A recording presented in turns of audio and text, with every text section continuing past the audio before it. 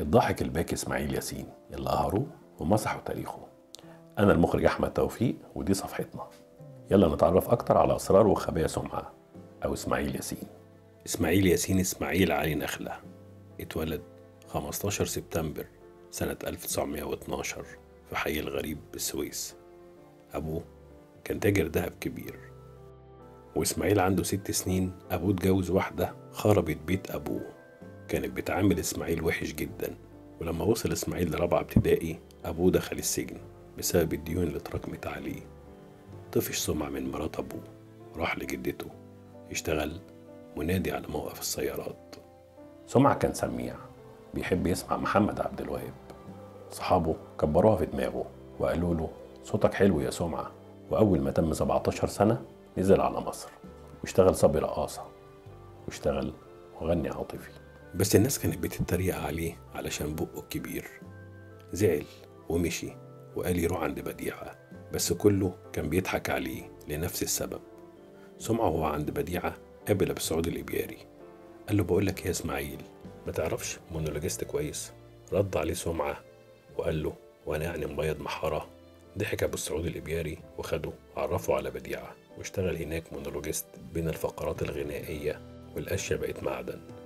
وبعد سنتين وهو رايح الكباريه زي عوايده لقى مقفول، ولما سأل ردوا عليه قالوا له بديعة فلست وقفلته. ومشي إسماعيل لحد ما قابل فؤاد الجزائري وخده معاه بيروت، وهناك عملوا فيلم مع بيب عز الدين، ربنا كرمه من واسع. اتجوز سمعة رقاصة سعاد وجدي، وده كان سنة 44، بس طلقها بسرعة واتأثر لأنها كانت خاينة واتصدم فيها.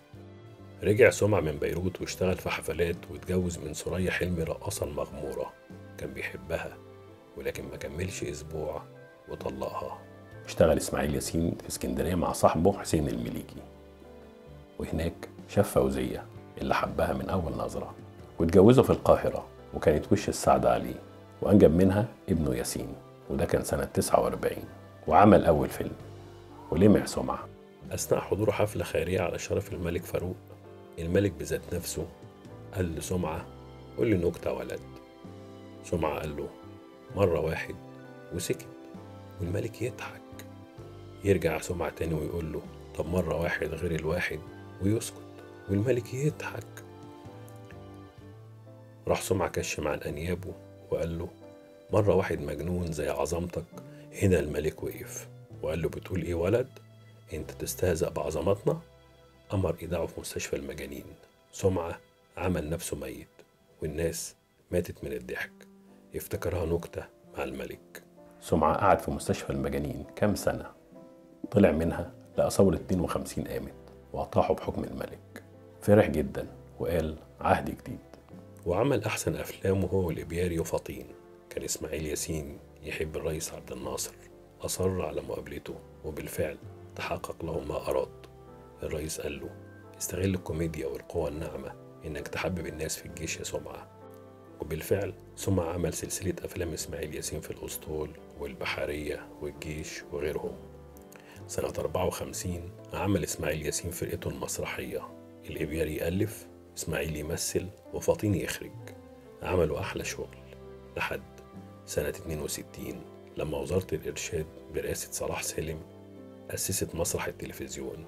استعانوا وقتها بنجوم جدد زي فؤاد المهندس، وهنا راحت على سمعة وفرقته وهو وغيره. سمعة كان قاعد ينكت على النظام وابتدع نكتة الجرنان المخروم اللي قاعد من خلاله يشوف صفحة الوفيات. اعتبروه قوة معادية لهم وضيقوا عليه. غلبان انت يا سمعة. وقتها ما كانش لاقي شغل، أخد فرقته طلع على لبنان، عمل كام مسلسل وشوية إعلانات، نزل لقى الضربة القاضية، رصيده نزل من 300,000 إلى 2 جنيه. إزاي كده يا إخوانا؟ وكمان حجزوا على عمارته اللي بناها بشقى عمره. وقع الراجل جاله شلل نصفي، وكملوا عليه ومسحوا كل مسرحياته. قالوا له أسفين اتمسحت بالغلط، كانت حوالي 60 مسرحية. جاله القلب ورجع يا مولاي كما خلقتني، ودي كانت آخرة النكت مع الكبار. ورجع سمعة مونولوجيست في كازينو رمسيس، وبدأ من الصفر، وكان بيطلع على المسرح لابس شبشب. ولابس بدلة علشان ورم رجليه لأنه مريض نقرس، لحد ما زارته صديقته سعاد محمد. لقيته بيعيط.